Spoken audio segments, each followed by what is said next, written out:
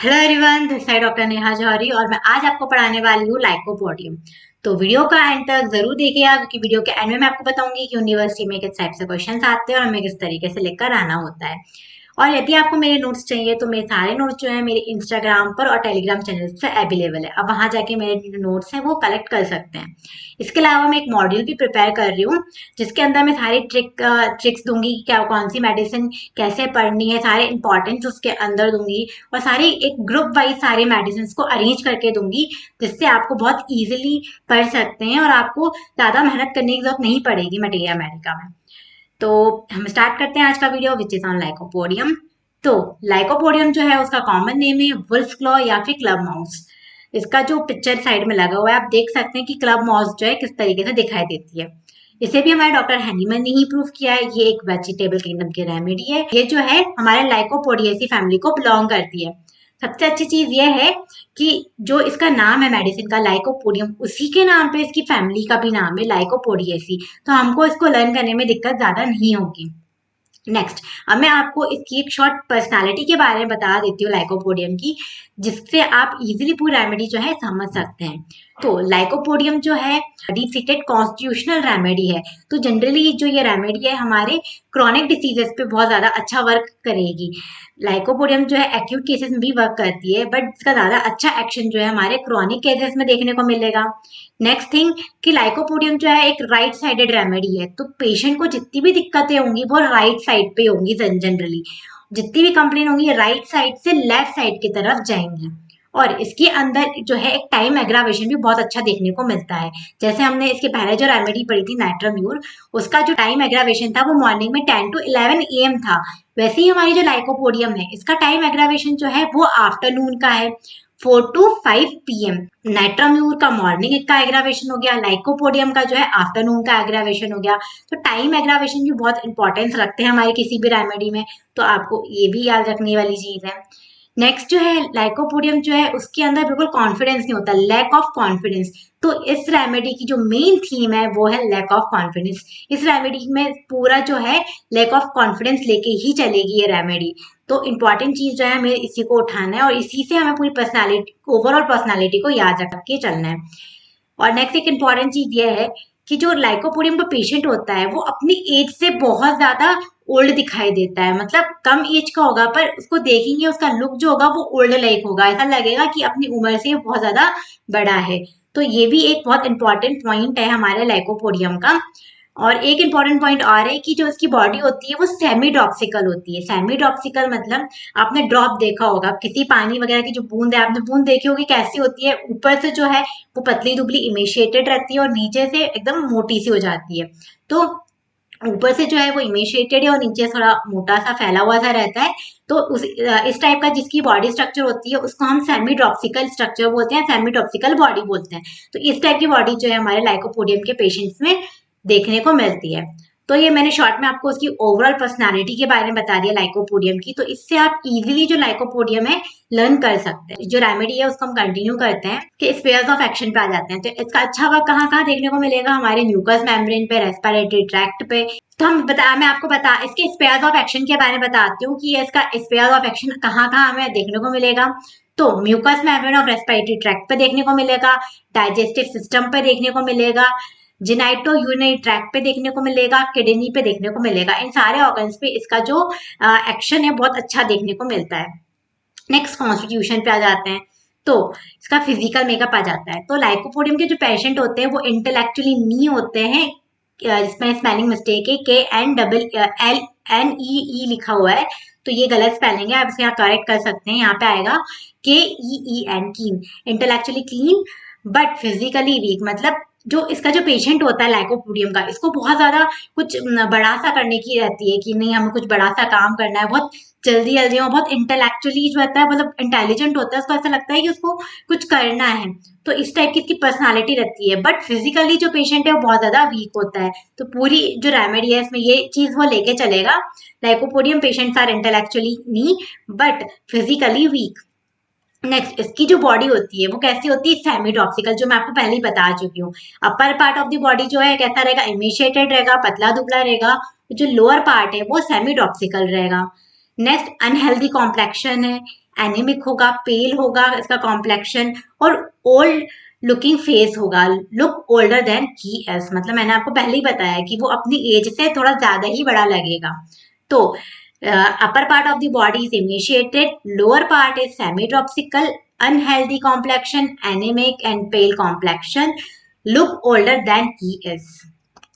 Next thermals, ये chilli remedy है, तो यहाँ से हम इसके मॉडलिटीज भी याद कर सकते हैं, क्योंकि ये इसके थर्मल्स कहते हैं चिली है, तो इसको सारी ठंडी चीजों से एग्रावेशन होगा और वार्म चीजों से इसको एम्ब्लियोरेशन मिलेगा। तो यहाँ से हम इसके मॉडलिटी को भी समझ सकते हैं कि इसके मॉडलिटीज में क्या आना चाहिए। देन मियाजम में आ जाते हैं, तो ये एंटीसोरिक, एंटीसाइकोटिक और एंटीसिक्लिटिक रेमेडी है। डायथीसिस, ये लिथिक एसिड और यूरिक एसिड डायथीसिस को बिलोंग करती है। नेक्स्ट गाइडिंग पे आ जाते हैं, तो सबसे पहले क्या होता है, राइट साइडेड रेमेडी, जो मैं आपको पहले ही बता चुकी हूँ। लाइकोपोडियम जो है वो राइट साइडेड रेमेडी होती है, इसके जितने भी कंप्लेंट्स होते हैं राइट साइड से स्टार्ट होके राइट साइड पे स्टार्ट होंगे और राइट साइड से लेफ्ट साइड की तरफ को मूव करेंगे, तो राइट साइडेड रेमेडी होगी। Next, suited for deep chronic progressive disease, जो बहुत पहले से लंबी चली आ रही है पुरानी बीमारी, उसके अंदर ये रेमेडी जो है बहुत अच्छा वर्क करती है। Complaint start on right side and go left, complaint right side से स्टार्ट होगी, लेफ्ट की तरफ जाएगी, इफेक्ट करेगी लेफ्ट थ्रॉट को, चेस्ट को, एब्डोमेन को, लिवर को, हमारे ओवरी को, किडनी को, एक्सेट्रा, मतलब जितने भी ऑर्गन्स जो हैं उनको इफेक्ट करेगी। राइट साइड से स्टार्ट होकर लेफ्ट साइड की तरफ जाएगी। Nearly all diseases are worst in afternoon, जितनी भी प्रॉब्लम है इसको, जितनी बीमारियां हैं वो दोपहर के टाइम में जो है वर्स हो जाएगी, स्पेशली कब, 4 से 8 बजे के बीच में, दोपहर में 4 से 8 के बीच। There is very strong feature of lycopodium, ये लाइकोपोडियम का एक बहुत स्ट्रॉन्ग फीचर है। Next, soreness of all discharges, सारे डिस्चार्जेस जो है इसके सोर होंगे, सोर मतलब थोड़े एसिडिक टाइप के होंगे। एवरीथिंग टेस्ट सोर, जो कुछ भी वो खाएगा तो उसको एकदम सोर ही लगेगा, मतलब खट्टा खट्टा सा ही लगेगा, थोड़ा एसिडिक टेस्ट आएगा। एग्जाम्पल, इरेक्टेशन, जब उसको डकारें आएंगी, तो जब डकारें आएंगे तो जो भी उसका जो मटेरियल है, फूड मटेरियल, जब उसके रिटर्न फ्लक्चुएट होकर उसके वापस माउथ में आएगा तो वो भी सोर ही टेस्ट करेगा। हार्ट बर्न होगा तब भी उसको सोरनेस लगेगी, इवन वॉमिटिंग करेगा तो वॉमिटिंग भी उसको सोर ही लगेगी। Next, intolerance of cold drinks, cold drinks को टॉलरेट नहीं करता और उसको वार्म चीजों की डिजायर होती है, जैसा मैंने आपको अभी थर्मल में बताया था। क्योंकि ये चिली रेमेडी है तो उसको सारी ठंडी चीजों से क्या होंगे, एग्रावेशन होंगे, और वार्म चीजों से इसको एम्ब्लियोरेशन मिलेगा। डिजायर होगा इसको मीठी चीजों का, स्वीट थिंग्स का। डिजायर होगी warm food and warm drinks, क्योंकि चिली रेमेडी है, थर्मस चिली है, तो उसको गरम गरम चीजें ही पसंद आएगी। एवर्जन होगा टबैको से, ब्रेड से और कॉफी से। Next, canine hunger, canine hunger मतलब इसको बिल्कुल डॉगी जैसी भूख लगी, बहुत खाएगा इसका पेशेंट, बहुत ही खाएगा। और ये हमने कहाँ पढ़ा था कैनाइन हंगर, हमने इसके पहले की जो कैनाइन हंगर है हमारे सेना में भी पढ़ा है, सेना के अंदर भी सेम फीचर है canine hunger. Next, red sand urination, जो पेशेंट है, जब भी इसका जो पेशेंट है यूरिन पास करेगा तो उसकी यूरिन में कुछ रेड सैंड लाइक निकलेगा, जिसकी वजह से उसको बहुत ज्यादा पेन होता है, बहुत ज्यादा पेनफुल यूरिनेशन होता है। तो जो लाइकोपोडियम के बेबीज हैं, जब भी वो यूरिनेशन करते हैं, जब भी वो यूरिन पास करने जाते हैं, उसके पहले बहुत ज्यादा रोते हैं। क्यों? क्योंकि उसकी जो यूरिन है उसके अंदर कुछ सैंड लाइक निकलता है, तो जिसकी वजह से उसको बहुत ज्यादा पेन होता है, तो पेन की वजह से उनके जो बेबीज हैं वो रोते हैं। तो ये एक कैरेक्टरिस्टिक फीचर है हमारे लाइकोपोडियम का। नेक्स्ट, इसको ज्यादातर कॉन्स्टिपेशन जो है हमारे प्यूबर्टी के टाइम से स्टार्ट हो जाएंगे, बचपन से तो अभी तक नॉर्मल ही रहेगा, लेकिन जैसे उसकी प्यूबर्टी स्टार्ट होगी वैसे उसको कॉन्स्टिपेशन की प्रॉब्लम स्टार्ट हो जाएगी। फिर ड्राइनेस ऑफ वेजाइना, वेजाइना में उसकी ड्राइनेस रहेगा, और जब भी क्वाइटस करेगा, मतलब क्वाइटस के दौरान और उसके बाद उसको बहुत ज्यादा बर्निंग होगी वेजाइना में। राइट साइडेड हर्निया है जो इस रेमेडी से सक्सेसफुली ट्रीट हो जाता है। Right sided hernia is successfully treated by this remedy. Hemiopia only the left half of the object, hemiopia मतलब जो हाफ विजुअल फील्ड है वो जो अफेक्टेड रहती है, हाफ विजुअल फील्ड, वो इसे इजिली जो है ट्रीट कर सकते हैं हम। नेक्स्ट, फैन लाइक मूवमेंट होता है नीला नेजलिस का। नीला नेजलिस मतलब हमारे जो नोज के साइड में जो एरिया होता है ना, इसको हम बोलते हैं नीला नेजलिस। तो जब भी कोई भी सेरेब्रल या एब्डोमिनल इश्यूज होंगे हमारे पेशेंट को, उस टाइम पे ये फैन लाइक मूवमेंट, मतलब बहुत जल्दी जल्दी ऐसे फड़फड़ाएगा, एकदम सांस लेते हैं ना जैसे फैन मूवमेंट करता है, ऐसे उस तरीके से ये मूव करेगा। नेक्स्ट जो है, राइट फुट जो है उसका हॉट होगा और लेफ्ट फुट जो है इसका कोल्ड रहेगा। फिर ड्राइनेस रहेगी इसके मोस्ट ऑफ द पार्ट्स में, जैसे vagina and skin, specially palms जो है उसके बहुत ज्यादा उसमें ड्राइनेस बनी रहेगी। एक बार और मैं पूरे बता देती हूँ गाइडिंग। मेन चीज क्या है, राइट साइडेड रेमेडी है, तो जितनी भी कंप्लेंट्स है राइट से लेफ्ट की तरफ में जाएगी। डीप सीटेड क्रॉनिक डिसीजेज, जितनी पुरानी बीमारियां लंबे समय से चलती आ रही हैं उस कंडीशन में हमारी लाइकोपोडियम बहुत अच्छा काम करती है। नेक्स्ट हमारे जो लाइकोपोडियम है इसमें टाइम एग्रावेशन बहुत अच्छा देखने को मिलता है, स्पेशली दोपहर में 4 से 8 के बीच में टाइम एग्रावेशन होगा। क्योंकि ये चिली रेमेडी है इसलिए इसको सारी ठंडी चीजों से एवर्जन होगा और वार्म चीजों से इसको एम्ब्लियोरेशन मिलेगा, इसको डिजायर्स रहेंगी वार्म चीजों की। इसको कैनाइन हंगर रहेगा। इनके बेबीज में जो यूरिन पास करने के पहले इनका जो बेबी है वो रोएगा। क्यों? क्योंकि उसमें रेड सैंड यूरिनेशन, जब भी वो यूरिन पास करने जाएगा तो उसके यूरिन के अंदर कुछ रेड सैंड लाइक मटेरियल निकलेगा जिसकी वजह से उसको यूरिन पास करने में दर्द होगा। फिर ड्राइनेस लेके चलती है, तो वेजाइना में ड्राइनेस रहेगी इसकी फीमेल्स में। हेमियोपिया की कंडीशन में बहुत अच्छी रेमेडी है। हेमियोपिया मतलब हाफ विजुअल फील्ड में जो है डिफेक्ट आने की वजह से हेमियोपिया हो जाता है, तो हाफ जो उसका ऑब्जेक्ट होगा, हाफ ऑब्जेक्ट को वो क्लियरली नहीं देख पाएगा, तो उस कंडीशन को हम हेमियोपिया बोलते हैं, जिसको हम इजिली इस रेमेडी से करेक्ट कर सकते हैं। नेक्स्ट राइट साइडेड हर्निया के लिए बहुत अच्छी रेमेडी है। सोरनेस रहेगी इसके सारे डिस्चार्जेस के अंदर। फैन लाइक मूवमेंट होगा नीनल एसेलिस का। राइट फुट हॉट रहेगा, लेफ्ट कोल्ड रहेगा और ड्राइनेस में आपको बता ही चुकी हूँ। तो ये सारी जो है इसकी गाइडिंग सिम्टम्स है जो बहुत इंपॉर्टेंट है। वैसे तो ये हमारे डीपी वाला क्वेश्चन है, ये डीपी आती है इसकी लाइकोपोडियम की, पूरा लिखने को आता है, लेकिन अगर डीपी नहीं आती तो लाइकोपोडियम की गाइडिंग्स और माइंड बहुत इंपॉर्टेंट है। या तो गाइडिंग 5 मार्क्स से पूछते हैं या फिर माइंड 5 मार्क्स से पूछते हैं। तो हमें इसकी गाइडिंग्स कम से कम 5 गाइडिंग्स हमें याद ही होने चाहिए। मैंने आपको इतने सारे पढ़ाए, इन सब में से आप 5 तो आराम से याद कर सकते हैं, बहुत ईजी है। और अगर आपने जो स्टार्टिंग में वीडियो की स्टार्टिंग मैंने आपको पर्सनैलिटी बताई थी, अगर वो पर्सनैलिटी आपको याद रह गई, इतना सा इंट्रोडक्शन भी आपने याद कर लिया इसका, तो आप इसका पूरा गाइडिंग भी आराम से बना के लिख सकते हैं और माइंड के बारे में भी लिख सकते हैं। तो माइंड में क्या है इसके, एक चीज हमें याद रखनी है कि लैक ऑफ कॉन्फिडेंस लेके चलती है, तो माइंड में लैक ऑफ कॉन्फिडेंस याद रखना है। अगर लैक ऑफ कॉन्फिडेंस याद है तो उसका पूरा माइंड हम याद रख सकते हैं। तो पेशेंट में क्या है, लैक ऑफ कॉन्फिडेंस है, को किसी भी चीज में कॉन्फिडेंस ही नहीं आता है, वो किसी भी पब्लिक जगह पे जाने से डरता है, चाहे वो लॉयर हो, इलेक्ट्रिशियन हो, टीचर हो, नेता हो, कोई भी हो, कोई भी बड़ी पर्सनालिटी हो। जो लाइकोपोडियम का पेशेंट है वो हमारे पब्लिक में नहीं जाएगा। पब्लिक में उसको ऐसा लगता है कि अगर वो गया तो वो अपना जो लेक्चर है या कुछ भी देने जा रहा है तो वो ठीक से परफॉर्म नहीं कर पाएगा। तो परफॉर्मेंस उसको ऐसा लगता है कि उसकी परफॉर्मेंस अच्छी नहीं होगी, सब लोग उस पर हंसेंगे, तो इस वजह से उसको कॉन्फिडेंस ही नहीं आता है, तो लैक ऑफ कॉन्फिडेंस देखने को मिलता है।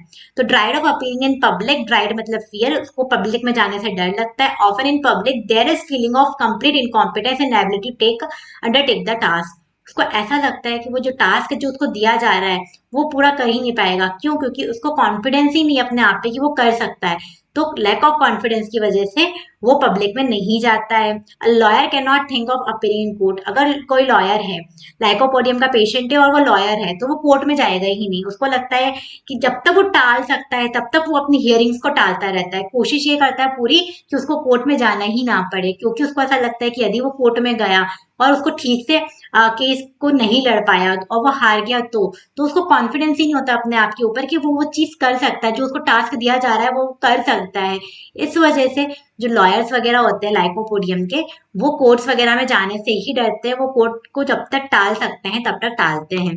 तो the lawyer can not think of appearing in court, he delays until he is obliged to appear because he has fear that he will stumble, that he will make mistake, उनको ये लगता है कि वो कोई गलती कर देंगे केस के दौरान, that he will forget, and yet when he is undertake he goes through with ease, competency and comfort.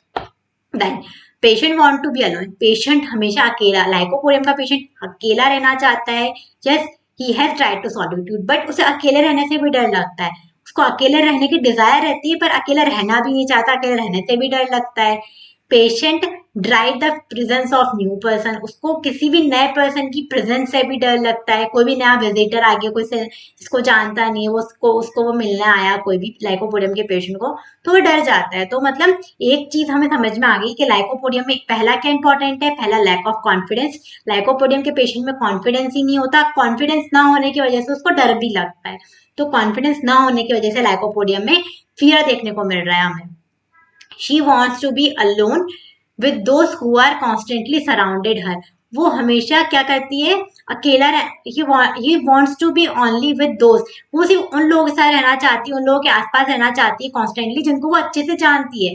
But always does not want to be entirely alone, हमेशा वो अकेले ही रहना नहीं चाहती। वो जिन लोगों को जानती है पहचानती है, कभी कभी वो चाहती है कि वो भी, उनके दोस्त वगैरह भी उनके पास आए, बैठे और उनसे बात करे। Does not want to be entirely alone but to feel that there is somebody else in the house, मतलब उसको अकेले रहने की डिजायर तो रहती है, वो चाहती है कि वो अकेली रहे, बट कभी कभी वो ये भी चाहती है कि नहीं, कोई हमारे जान पहचान का इंसान है, वो मेरे आसपास रहे, मेरे घर में रहे। But does not want company, पर उसको कंपनी भी नहीं चाहिए, कंपनी चाहिए भी, कंपनी भी नहीं चाहिए, अकेले भी नहीं रहना है। इसमें दोनों फीचर्स देखने को मिलते हैं। Does not want to be talked, वो किसी से बात करना नहीं चाहती, और force to be do anything, और मतलब फोर्सफुली वो कोई भी काम करना नहीं चाहती। डिजायर टू बी अलोन, अकेले रहने की डिजायर भी रहती है, बट अकेले उसको रहना भी नहीं है, उसको कंपनी भी चाहिए पर अकेले भी रहना है, दोनों चीज उसको साथ में चाहिए। Want to keep silent yet very glad to feel that there is somebody else in the house, एकदम अकेले शांति से रहना चाहती है, एकदम साइलेंस चाहिए, बट उसको ये जान के भी बहुत खुशी होती है कि नहीं, घर में कोई है, उसको इस चीज से भी खुशी फील होती है। Great anticipation, lack of confidence, बिल्कुल कॉन्फिडेंस नहीं होता, वीक मेमोरी होती है, कंफ्यूजन रहते हैं, बिल्कुल कंफ्यूज रहती है, उसको बहुत सारे थॉट्स आते रहते हैं कॉन्स्टेंटली, कॉन्फिडेंस ही नहीं होता उसको अपने आप के ऊपर, लॉस ऑफ कॉन्फिडेंस हिमसेल्फ। इस वजह से क्या है, वो एकदम से गुस्सा हो जाती है, इजिली एंगर्ड हो जाती है। ग्रीडी, बहुत ज्यादा लालची होती है। मिजरी, वेरी मच सेंसिटिव, बहुत ज्यादा सेंसिटिव होती है, मतलब इतनी सेंसिटिव होता है इवन लाइकोपोडियम का पेशेंट, यदि आप उसको थैंक यू बोलने भी चाहोगे ना तो भी वो रोने लगेगा, इतनी ज्यादा उसके अंदर सेंसिटिविटी देखने को मिलती है। For person intellectually weak but physically weak it is very useful. तो ये हमारे रेमेडी के स्टार्टिंग में ही मैंने आपको बताया था कि उसको कोई भी नई चीजें, एक्साइटेबल चीजें करने के लिए बहुत ज्यादा एक्साइटेड रहती है, बट फिजिकली बहुत ज्यादा क्या है, ये वीक है। एलिमेंट फॉर्म्स कैसे रहेंगे इसको, फ्राइड से, एंगर से, मॉडिफिकेशन से, वैक्सेशन से, with reserve displeasure. Then modalities की बात की जाए तो मैं आपको पहले ही बता चुकी हूँ, क्योंकि इसमें टाइम एग्रावेशन है, तो 4 to 8 इसको एग्रावेशन रहेगा। राइट साइडेड साइड पे अगर वो लेटेगी तो उसको दिक्कत होगी, क्योंकि जितनी भी कंप्लेंट है उसकी राइट साइड से स्टार्ट होती है। हीट से इसको प्रॉब्लम है, गर्म चीजों से भी उसको, कभी कभी गर्म हवा से इसको एग्रावेशन होने लगते हैं, एक्सेप्ट कहाँ नहीं होंगे, थ्रॉट और स्टमक में। एम्यूरेशन कैसे मिलेगा इसको, क्योंकि ये चली रेमेडी है तो उसको आराम मिलेगा गर्म खाने से, वार्म फूड से और वार्म ड्रिंक से। फ्रॉम अनकवरिंग द हेड, अपने हेड को कवर नहीं करेगी तो उसको अच्छा लगेगा। लूजिंग द गारमेंट्स, उसको चाहती है उसके जो गारमेंट्स है, जो कपड़े हैं वो एकदम ढीले ढीले हो, ज्यादा टाइट उसको पहनना नहीं पसंद, और उसको ओपन एयर में भी अच्छा लगता है, उसको एम्यूरेशन मिलता है। तो ये तो सारे हो गए उसके मॉडलिटीज की बात। अब मैं आपको इसको याद रखने का तरीका बताती हूँ। यदि लाइकोपोडियम के माइंड को लर्न करना है तो वही हमारी हमेशा वाली ट्रिक, लाइकोपोडियम की जो स्पेलिंग है उसी से हम पूरा जो है उसको बनाएंगे, इसके पूरे निमोनिक्स बनेंगे। तो एल से क्या है, लैक ऑफ कॉन्फिडेंस, ये तो हमें पहले ही पता है, पहला मेन फीचर जो है वो लैक ऑफ कॉन्फिडेंस है। तो L for lack of confidence, Y for yet finish the job with confidence. C से क्राइज व्हेन थैंक्ड, कोई भी अगर इसको थैंक यू बोलेगा तो रोने लगेगी। ओ से अपोजिशन अनबियरेबल, पी से पिकल क्वारल पुशिलैनिमियस, ओ से ओवर सेंसिटिव, डी से ड्राइड सॉलिट्यूड, अकेले रहने से डर, आई से इंटेलेक्चुअली की बट फिजिकली वीक, जो मैं आपको इतनी देर से बोल रही हूँ, यू से अगली, एम से मिजरली एंड मेलिनोकॉलिक मतलब सैड। देन इसके हमें गाइडिंग याद करना है, तो गाइडिंग हम इसकी क्लब मॉस, इसका जो कॉमन नेम है उससे याद करेंगे। सी से क्या है, कैनाइन हंगर है। एल से लेफ्ट साइड फुट जो है वो कोल्ड रहेगा, राइट साइड का हॉट रहेगा। यू से यूरिन, रेड्स एंड यूरिनेशन है। बी से बर्निंग सेंसेशन आते हैं इनके वजाइना में। ओ से माउथ एंड टंग जो है इसकी ड्राई है। ओ से ओवर सेंसिटिवनेस, एस से सॉरनेस ऑफ डिस्चार्जेस, एच से स्वीट की डिजायर्स। तो यदि आपको कुछ भी याद नहीं रह रहा, लाइकोपोडियम याद नहीं रह रही है, तो बस इसके नेमोनिक्स को आप याद कर लीजिए, इसके नेमोनिक्स से ही आप वही रेमेडी आराम से बना सकते हैं। अब मैं आपको बताती हूँ यूनिवर्सिटी में किस टाइप से क्वेश्चन आते हैं और मैं कैसे लिखकर आना होता है। तो लेगोपोडियम अपने आप में ही बहुत इंपॉर्टेंट रेमेडी है, इससे डायरेक्ट 10 मार्क्स का क्वेश्चन आता है, तो डायरेक्ट 10 मार्क्स का क्वेश्चन इसमें कवर करना है। 10 मार्क्स का क्वेश्चन है मतलब डीपीआरई, डीपीआरई मतलब इसमें सब कुछ लिखना है। इसके हमें कॉमन नेम लिखना है, स्पेयर्स ऑफ एक्शन लिखना है, कॉन्स्टिट्यूशन लिखना है, इसकी गाइडिंग लिखना है, मेंटर्स लिखना है और पर्टिकुलर्स लिखना है। तो यदि 10 मार्क्स में कोई डीपी लिखने आती है तो आपको पूरा ऊपर से नीचे लिखकर आना ही पड़ेगा। इसमें गाइडिंग में हम क्या करेंगे, 5 पॉइंट इसमें गाइडिंग के डाल देंगे, 5 पॉइंट माइंड के डाल देंगे, और उन्हीं जो माइंड है, जो हमने माइंड पढ़ा है और जो पूरा हमने इसका क्या पढ़ा है, गाइडिंग सिम्टम्स पढ़े हैं, तो उसी सबको मिला मिला के हम जो है पर्टिकुलर्स आराम से लिख सकते हैं। यदि हमें किसी रेमेडी का कॉमन पता है, तो किसी भी रेमेडी का कॉमन नेम, प्रूवर वगैरह पता है, उसका स्पेयर्स ऑफ एक्शन हमें पता है, उसका कॉन्स्टिट्यूशन पता है कि भैया किस इसका फिजिकल मेकअप कैसा है, कैसा दिखाई देता है, कैसा नहीं दिखता है, हॉट है, चिल्ली है। तो उससे हॉट एंड चिल्ली अगर हमें पता है तो उससे हम इसके मॉडलिटीज बना सकते हैं इजीली। इसकी डायथीसिस अगर हमें पता है तो हमें दिक्कत नहीं होगी। मियाज़म तो हमें अगर कुछ नहीं पता तो कवर ऑल 3 मियाज़म हम लिख कर आ जाओ तो उसमें कवर हो जाता है, उसमें ऐसे कोई दिक्कत वाली बात नहीं है। अगर मियाज़म हमें नहीं पता तो ऑल 3 मियाज़म लिख दो, सोरा सिफिलिस साइकोसिस, तो भी हो जाएगा। इसके बाद 5 गाइडिंग सिम्टम तो एटलीस्ट आपको देने पड़ेंगे। एटलीस्ट 5 मेंटल सिम्टम्स आपको उसमें लिखने पड़ेंगे। मैंने आपको पूरे अच्छे से समझा दिए तो आप वो आराम से लिख सकते हैं उनको। उसके बाद इसके जो मॉडलिटीज हैं उसमें थर्मल्स के बेसिस अगर आपको एग्जैक्ट याद है तो बहुत अच्छी बात है, आप एग्जैक्ट लिख कर आओ। अगर एग्जैक्ट याद नहीं है तो जो मैंने आपको इसके थर्मल्स बताया, अगर हॉट है और चिल्ली है तो बस उनके बेसिस पे एग्रावेशन और एम्यूलेशन आप बना के लिख सकते हो। तो इस तरीके से हमारी पूरी रेमेडी जो है वो प्रिपेयर हो जाती है। यदि आपको मेरा वीडियो पसंद आया है तो लाइक करें, सब्सक्राइब करें। Thank you.